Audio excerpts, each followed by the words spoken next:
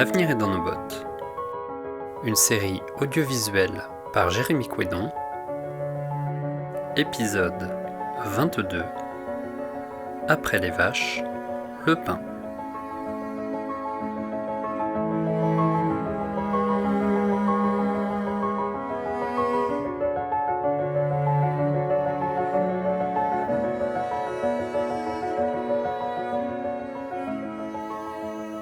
Moi, c'est Catherine et je suis paysan boulanger.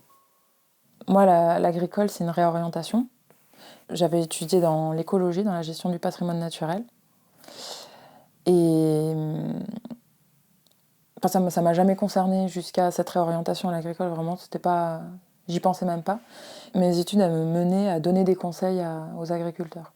Et je me sentais pas très légitime sans connaître leur réalité et tout ça. Puis petit à petit, en fait, c'est comme ça que j'ai découvert le monde agricole. Après, j'ai été vendeuse en fromagerie. Et on essayait de travailler le plus possible. C'était dans Bordeaux, donc on travaillait avec un grossiste, mais on essayait de développer une gamme de producteurs locaux. Et on allait les voir. Et là aussi, ça a été un deuxième contact.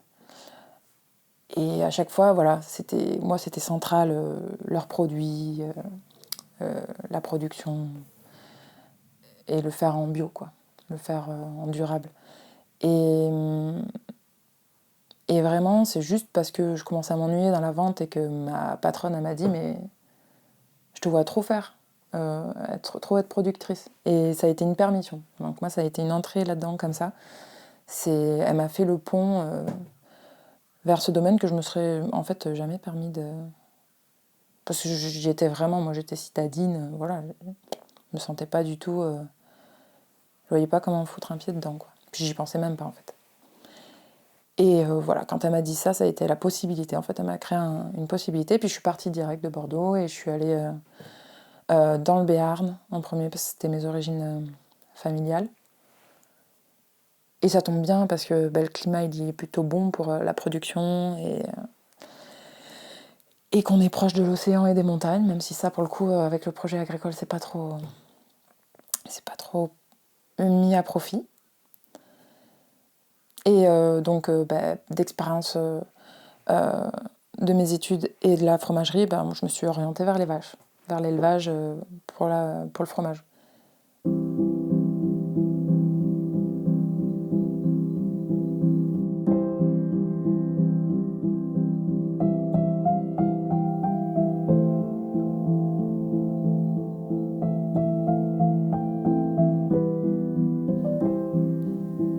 Et en fait, donc, j'ai commencé avec des stages, accompagnée par une pépinière d'entreprise agricole. Et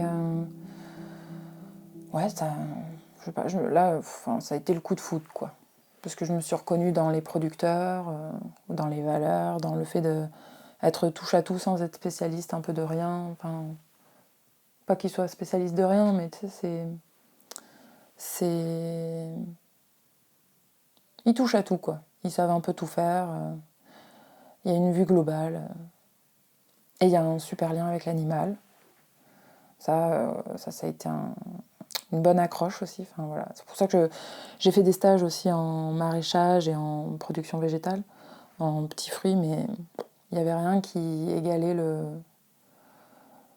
l'élevage. Donc moi, assez rapidement, voilà. En 2 ans, j'ai fait ma réorientation, mes stages, et je me suis installée. Et ça, c'était un peu rapide. C'était en 2016, donc j'avais 27 ans. C'est un virage de vie, et je pense qu'il y aurait eu besoin d'un peu plus se connaître dans ce contexte avant de se lancer. Mais au final, ça a aussi permis de se connaître, quoi. C'est juste, ça a été assez fatigant. Parce que comme je suis sortie assez brutalement de ma zone de confort à tout niveau, au niveau social, au niveau territoire, au niveau professionnel du coup, même au niveau loisir. J'étais sur tous les plans en dehors de ma zone de confort, voilà, j'ai pas mal stressé. Il y avait pas mal d'erreurs, enfin, donc de choses pas très agréables, d'ajustements, voilà. Et ben, en élevage, c'était très très ambitieux, quoi. Déjà, j'étais dans des conditions assez précaires parce que je voulais vraiment m'installer et vite et avec peu de moyens. Donc, on était dans des cabanes à poulets avec les jardiaises. Voilà, moi j'étais stressée. Je pense que du coup, elle le sentait. C'était pas très stable pour elle. Donc, elle n'était pas au mieux de ce qu'elle pouvait donner. Puis techniquement, j'étais pas. Au niveau de l'alimentation, j'étais pas au point. Même si j'avais fait des formations, c'était pas suffisant. Et derrière, sur la transformation fromagère, c'était dur, quoi, avec un lait instable.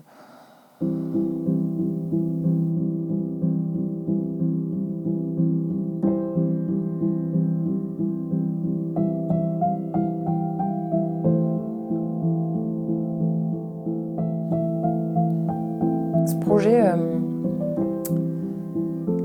il était global, quoi. Il était porté par l'envie de m'approprier ma carrière, je pense. Parce que j'ai fait des études parce que ça plaisait aux parents. Enfin, j'ai suivi une première route qui était plus pour satisfaire des attentes extérieures. Et du coup, il y avait besoin de m'approprier ma carrière, mon truc, mon projet. Donc c'était vraiment... Voilà, j'avais vraiment besoin que ça soit à moi. Et donc il fallait que je le fasse comme je voulais, quoi. Et je pouvais pas trop... Ouais. Bon, j'avais construit des idéaux avec mes études aussi, quoi. Donc j'avais envie de vérifier ça, parce que personne ne l'avait fait, donc il fallait que... Au final, maintenant, je me dis, c'est pas pour rien que personne ne l'avait fait, sûrement. Mais il fallait que je le vérifie, moi. Ouais, je venais avec un peu mes idéaux de citadine, quoi. Donc les Jerseys, j'avais l'ambition de leur laisser les veaux et de traire en monotraite. Et c'est plus compliqué. Je pense toujours que c'est possible, mais il faut avoir développé le lien avec l'animal suffisamment, quoi. Que le projet soit assez clair et puis qu'il y ait plus de choses stables autour pour permettre ça. Parce que là, du coup, moi, elle voulait clairement pas donner le lait. On se connaissait pas assez. Je sais pas, ça allait pas. Je leur séparais le veau la nuit. Et le matin, je faisais la traite et c'était compliqué, quoi. C'était compliqué pour les traires, elle voulait pas. Et c'était compliqué parce qu'il y avait des cellules. Enfin, c'était pas un lait de qualité. Et pour moi, c'était lié au fait qu'elles n'étaient pas d'accord avec le projet, quoi. Et, je faisais une intrusion dans leur lien, leur veau, et qui aurait été peut-être plus... Ça aurait été peut-être plus simple si je n'avais pas laissé les veaux. Parce que la question ne se posait pas, quoi. On n'était pas dans un entre-deux ambigu. Et en fromagerie, voilà. Ouais, j'arrivais pas à m'éclater. J'arrivais pas à m'éclater alors que, pour le coup, c'était aussi ça qui m'avait plu. Mais là, en fait, j'étais stressée de mes conditions de travail, stressée de... j'ai voulu faire en plus moi-même le labo. Donc, comme je me suis installée avec une pépinière d'entreprise agricole, on attaque... il y a des attentes économiques que moi, toute seule, je ne me serais pas mise, en fait, je pense. Et de rentabilité. En tout cas, on le regarde. Et je l'aurais peut-être pas regardé. Je l'aurais regardé à l'appel de loin, comme je fais là. Avec juste comment il est mon compte. Et je me serais peut-être moins mis la pression là-dessus. Et là, du coup, comme j'ai voulu faire les travaux, ça a mis du temps. Et mon année comptable, j'ai commencé à rentrer de l'argent qu'en fin d'année, quoi. Et ça a contribué aussi à ce stress global. Et puis je me suis fatiguée avec les travaux, parce qu'en fait, j'y connaissais rien. J'ai dû apprendre ça en plus du reste. Voilà. Non, je sais pas. C'est vrai que... En vrai, j'adore tout ce que j'ai fait. C'est juste que je voyais trop souvent la case d'après. Le rythme, il était intense. Je me souviens plus du nombre d'heures que je faisais, mais c'était des belles journées. Je sais que j'avais pas tout le temps de manger le midi et c'était un truc comme 8h, 8h.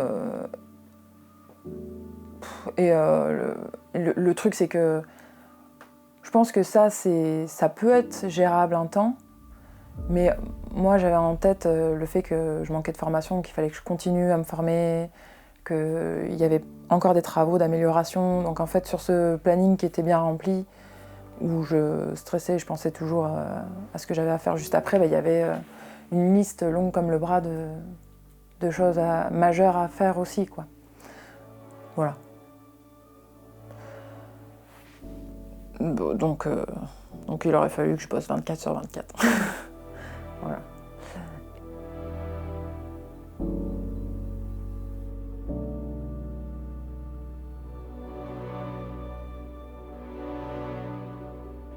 Donc ça, j'ai même pas fait une année installée. Mais je trouve ça super. J'étais très soulagée d'arrêter. Et j'ai pas arrêté d'un coup. Donc j'ai arrêté la fromagerie. J'ai pas su me séparer des vaches, parce qu'il y avait un truc fort. Et ça s'est fait progressivement. D'abord, je suis passée en élevage bovin viande, en jersiaise. Et donc on a mis un tour Angus dessus. Et ça donnait de la super viande. C'était super, mais c'était pas une activité principale, c'était une activité complémentaire. Donc je faisais des boulots à côté. Et après cette expérience d'installation, petit à petit, j'ai eu de moins en moins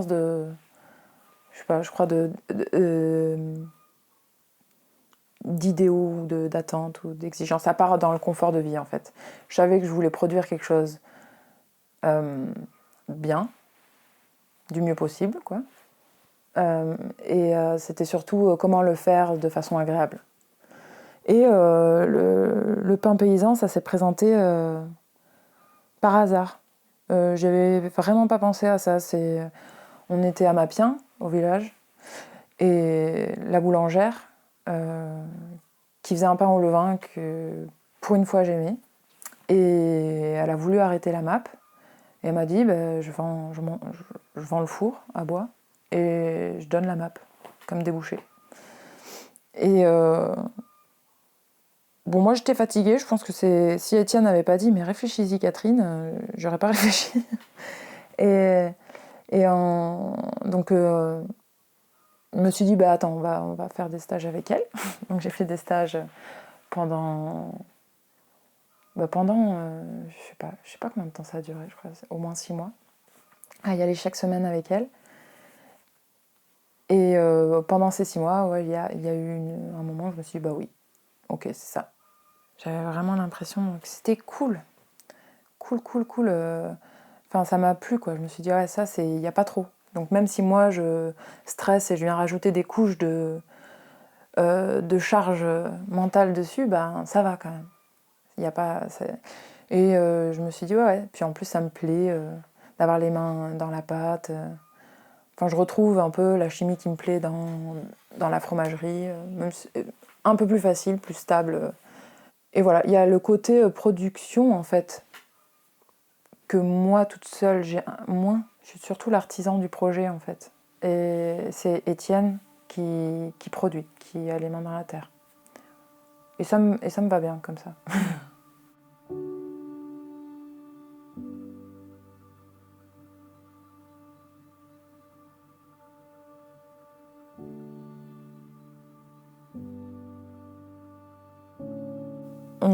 Quand j'avais l'élevage à viande pendant un temps, donc j'avais les jersiaises avec l'angus. Et progressivement, on a remplacé les jersiaises par des béarnaises. C'était chouette parce que c'était plus un élevage qu'on voulait, c'est-à-dire un élevage autonome, quoi, où on n'a pas trop grand-chose à faire, où il y a moins de maladies, il y a moins de technicité sur l'alimentation. Donc on voyait moins le veto, ça nous faisait plaisir. Et en parallèle, donc, moi je me suis lancée sur le projet de pain. Et lancer un projet de pain et s'occuper des vaches, ça devenait lourdingue. Et donc à un moment, je me suis dit, j'arrête les vaches. Et c'était un moment où Étienne, qui était maraîcher, commençait à se détacher du maraîchage. Et quand moi j'ai voulu arrêter, lui il a voulu reprendre. Donc on n'a jamais fait partir les vaches. Et voilà. Et donc là, c'est des vaches qui nous... Donc ça reste un troupeau à viande et c'est notre fumier local, quoi, pour la culture de blé. Enfin, moi, j'avoue que par moment, j'ai pensé à arrêter... Enfin, j'ai quand même proposé à Étienne d'arrêter derrière l'élevage. Parce que c'était pas un atelier pendant un moment, c'était pas un atelier économique viable. Et moi, j'avais cet objectif de vraiment en vivre en comptant les heures. Parce qu'on avait un projet d'enfant aussi. Et c'est pour ça que moi, j'avais encore plus envie de compter les heures, parce que je voulais en passer plus avec Louise. Et au final, Étienne a arrêté complètement le maraîchage, s'est investi sur la ferme, et il rend progressivement le troupeau plus rentable.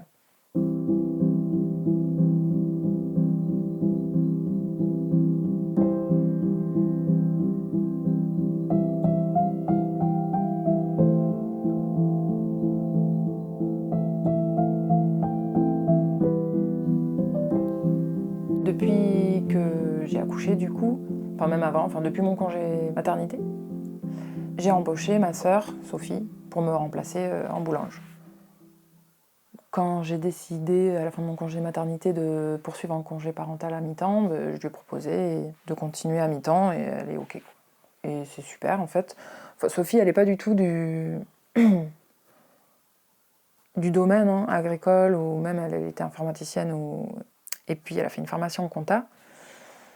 Et je suppose qu'elle a fait le même passage de réorientation, d'appropriation de son cursus que moi, de son cursus ou de son mode de vie, enfin tout ça, quoi. Et donc moi, j'espère que ça lui plaît assez pour rester plus longtemps. Parce que déjà, moi, je suis très bien à mi-temps. Et en fait, c'est très confortable d'être à trois là, sur la ferme. Parce que quand il y en a un qui a un souci, un des deux autres peut remplacer, quoi. Donc c'est assez flexible. Il y a moins ce... Oui, voilà, c'est flexible et rassurant, en fait. C'est surtout ça, on passe moins de temps à appréhender les cointes. Parce qu'on sait qu'on pourra y faire face facilement. Bon, voilà, ça prend moins de place dans la tête. Aujourd'hui, c'est un peu particulier, parce qu'il y a Louise, donc c'est ma fille, et elle a 8 mois ce mois-ci. Et que... en fait, je me dis souvent que j'ai beaucoup de chance d'avoir mené ce projet, d'en être là dans ce projet, parce qu'il me permet d'avoir tout ce temps justement pour m'occuper de Louise. Parce que là, vraiment, mon projet, c'est plus du tout la priorité en ce moment, quoi. Je fais ce qu'il faut pour la paperasse, les obligations administratives, tout ça, et je fais ma fournée du samedi et je me régale, mais voilà, l'objectif a été atteint, quoi, là, parce qu'en vrai, quand je vois que c'est possible d'avoir le temps comme ça pour m'occuper de Louise, c'est top.